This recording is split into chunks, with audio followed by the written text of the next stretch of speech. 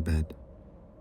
The dull whirring of your air conditioner is the only thing separating you from total silence.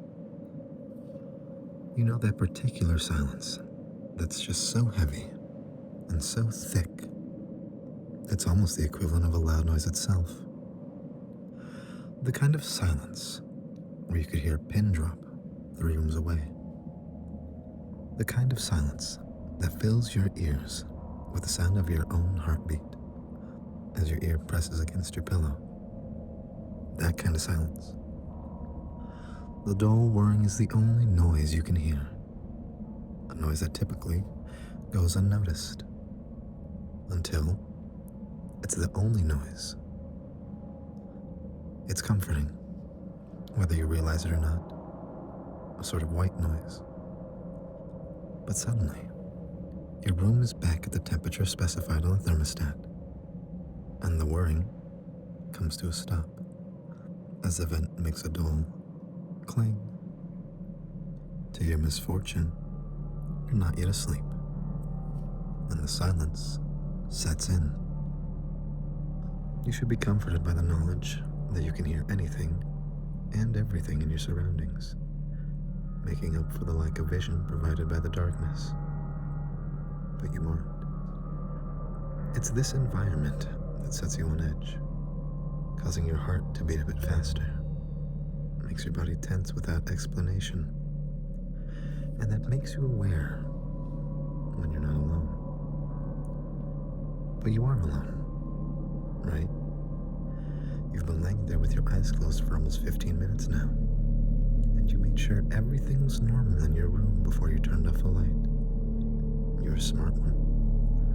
All those Facebook quizzes you took have just reinforced what you already know. If you were in a horror movie, you'd survive until the end. You've even made a carefully laid out plan of what you would do in any of the situations you've read about on creepypasta.com. But that stuff's just nonsense anyways, right? You aren't scared. Or at least, that's what you keep telling yourself. But wait, what was that? Was that the sound of rustling fabric?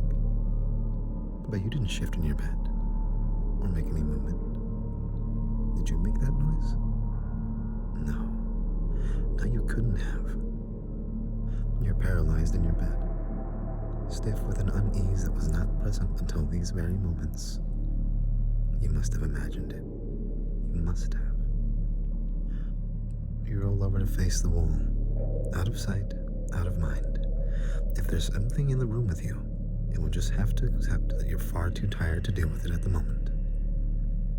You're still stricken with uneasiness as you hear the rustling come again. This time, the rustling is accompanied by a soft thud on the ground. Your heart seizes in your chest. Did you really just hear that? No. You've just gotten yourself worked up about nothing.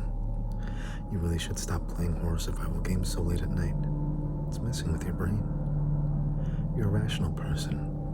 Stop acting so childish and just fall asleep already. You close your eyes tightly, silently hoping sleep will whisk you away soon. You're practically begging for the safety of the non-existent dream world of your own creation. You're running away in a sense, but there's nothing there, right? You're just tired. I know.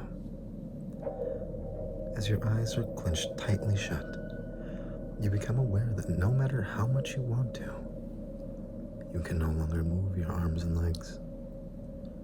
Oh, come on now, were you really letting this get to you? What are you, 12 years old? Suck it up. Fall asleep already. Now more tense than ever, that unnerving sound echoes across the room again. The rustling of fabric, followed by a soft thud on the ground. Unwittingly, you're holding your breath now, eyes shut as tightly as possible. You have the childish urge to pull the blanket over your head, but you're imagining it all. It's all in your head. I thought you were better than this. Your heart's pounding loudly in your ears now, but not loudly enough to drown out that now repetitive sound approaching from across the room. What is that rustling? Maybe you left some paper on the ground. That has to be it. And the thumping, probably the cat or the dog. They probably ran in when you weren't looking before you closed the door. Yeah. Yeah, that's it.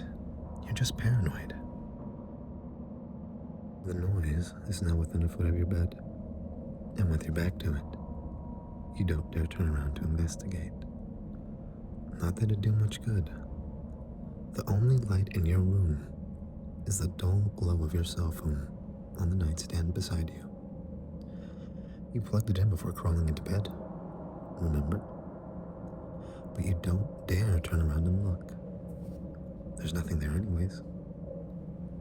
Minutes that feel like hours pass as you face your wall, stiff as a board, unable to will your uncooperative body to make a move.